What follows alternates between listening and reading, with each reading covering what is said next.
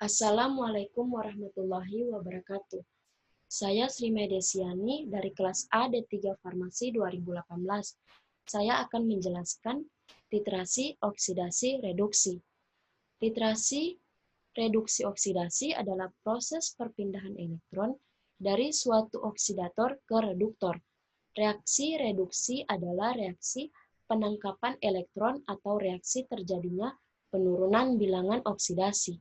Sedangkan reaksi oksidasi adalah pelepasan elektron atau reaksi terjadinya kenaikan bilangan oksidasi. Jadi, reaksi redoks adalah reaksi penerimaan elektron dan pelepasan elektron atau reaksi penurunan dan kenaikan bilangan oksidasi. Jika suatu logam dimasukkan ke dalam larutan yang mengandung ion logam lain, ada kemungkinan terjadi reaksi redoks. Misalnya, NiS plus Cu2 plus dalam kurung I, Ni2 plus Cu dalam kurung S. Artinya, logam Ni dioksidasi menjadi Ni2 plus dan Cu2 plus direduksi menjadi logam netralis proton dapat membentuk ikatan koordinat dengan ion hidroksida. Prinsip titrasi redoks. Titrasi reduksi oksidasi adalah suatu penetapan kadar reduktor atau oksidator berdasarkan atar reaksi oksidasi dan reduksi antara analit dengan titran, di mana reduktor akan teroksidasi dan oksidator akan tereduksi. Analit yang mengandung spesies reduktor dititrasi dengan titran yang berupa larutan standar dari oksidator atau sebaliknya. Istilah oksidasi mengacu pada setiap perubahan kimia, di mana terjadi kenaikan bilangan oksidasi, sedangkan reduksi digunakan untuk setiap penurunan bilangan oksidasi.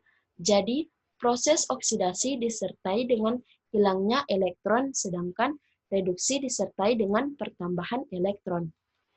Jenis-jenis titrasi. Yang pertama, reaksi asam basa. Penetapan kadar ini berdasarkan pada perpindahan proton dari zat yang bersifat basa atau asam, baik dalam lingkungan air atau bebas air. Yang kedua, reaksi oksidasi reduksi.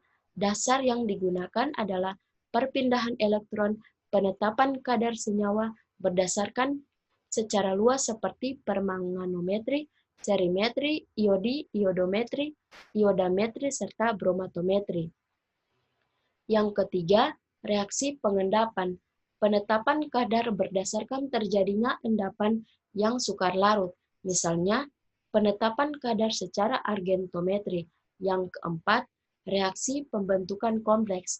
Dasar yang digunakan adalah terjadinya reaksi antara zat-zat pengompleks organik dengan ion logam menghasilkan senyawa kompleks yang mantap. Macam-macam titrasi reduksi.